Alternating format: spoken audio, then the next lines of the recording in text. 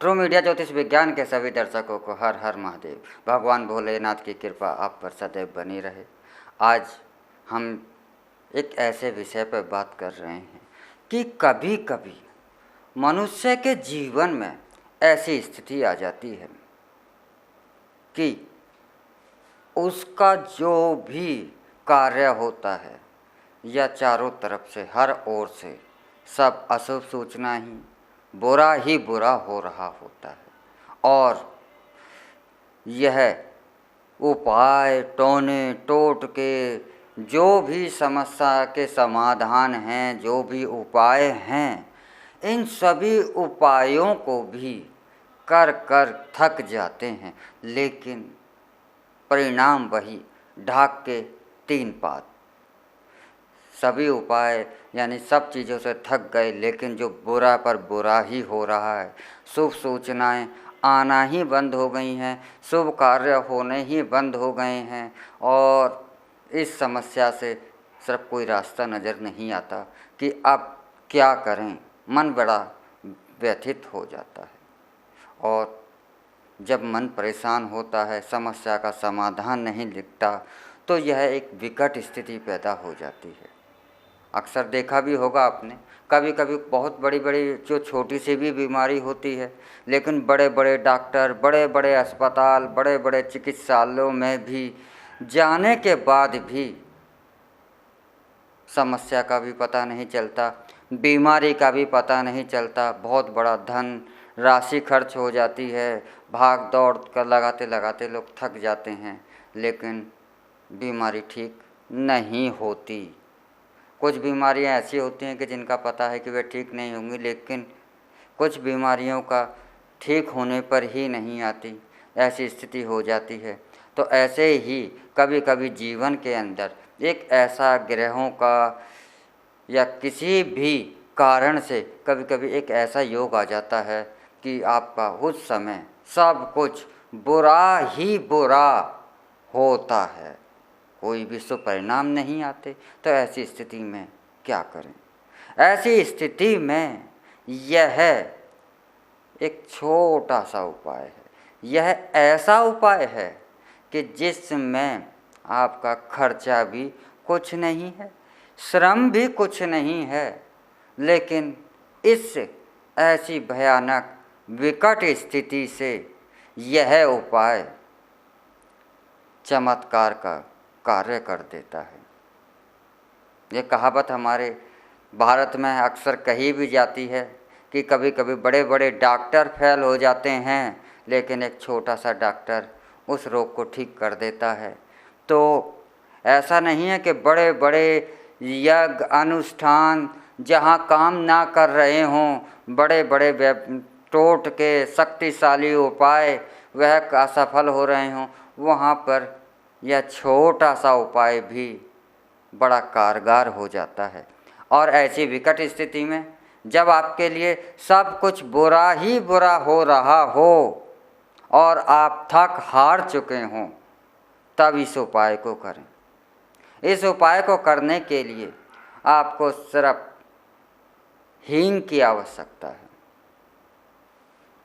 यह हींग का परिचय देने की आवश्यकता नहीं है। ऐसा शायद ही कोई घर हो जिसके अंदर हींग की इस्तेमाल उसके घर की रसोई में ना होता हो। तो हींग से सभी परिचित होते हैं और इसकी सुगंध बहुत ही सुंदर होती है, बहुत लाजवाब होती है और खाने का भी सुगंध को यह बढ़ा देती है। वैसे भी उपचार के रूप में भी देखें तो पेट के लिए तो बहुत ही ज़्यादा लाभदायक मानी जाती है हींग।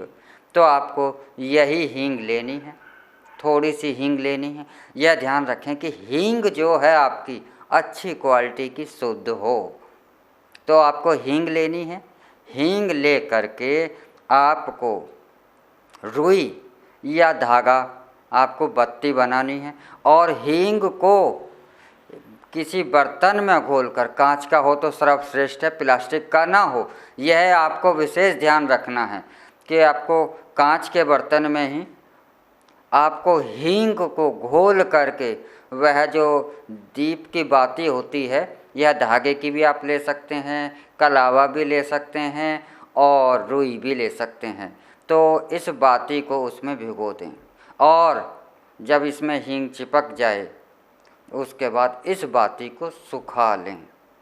यही उसके बाद जो शनिवार के दिन संध्या के समय सरसों के तेल का इसी बाती से दीप अपने जलाकर अपने घर के मुख्य द्वार पर रख दें। बस यही छोटा सा उपाय आपको करना है, लेकिन यह 5-7 शनिवार करना है, लगातार करना है। यह भी ध्यान रखना चाहिए आपको कि यह बीच में टूटे ना। अगर बीच में यह टूट जाता है कि एक शनिवार आपका छूट जाता है तो पुनः आपको नए सिरे से ही यह कार्य करना है।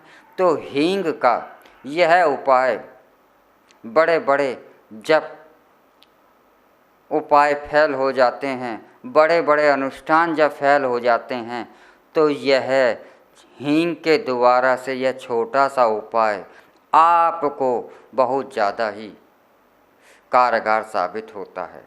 तो अगर आप भी ऐसे दौर से गुजर रहे हैं कि जहां आपको कुछ भी शुभ सूचना नहीं आ रही, आपके साथ हर पल बुरे ही बुरा हो रहा है, तो आप अवश्य ही यह उपाय कर लाभ पाएँ। इसमें खर्चा भी कुछ नहीं है, मानो तो विश्वास है तो कार्य होगा, अगर विश्वास नहीं है तो कार्य नहीं होगा। माना कि यह उपाय आपके लिए, जिसको विश्वास है उसके लिए यह उपाय कारगर है और जिसे विश्वास नहीं है उसके लिए अंधविश्वास है। तो अंधविश्वास और विश्वास यह तो प्रत्येक व्यक्ति की अपनी अपनी गणना होती है कि वह इस चीज़ पर विश्वास करे या ना करे। लेकिन जब संकट का समय हो तो उपाय कर लेने में हर्ज ही क्या है, और इस आशा के साथ अवश्य हृदय के साथ करना चाहिए कि उपाय करने से अवश्य ही जब कुछ नुकसान नहीं है तो फ़ायदा तो होगा ही। इसी के साथ हम आपसे विदा चाहते हैं। अगले वीडियो में हम आपसे फिर मिलेंगे एक नए विषय को लेकर। तब तक आप हमारा ट्रू मीडिया ज्योतिष विज्ञान को लाइक शेयर कमेंट करना ना भूलें। हर हर महादेव। अगर आप ये वीडियो YouTube पर देख रहे हैं तो हमारे चैनल को सब्सक्राइब करें और बेल आइकन को दबाना ना भूलें। अगर आप Facebook पर ये वीडियो देख रहे हैं तो हमारे पेज को लाइक करें।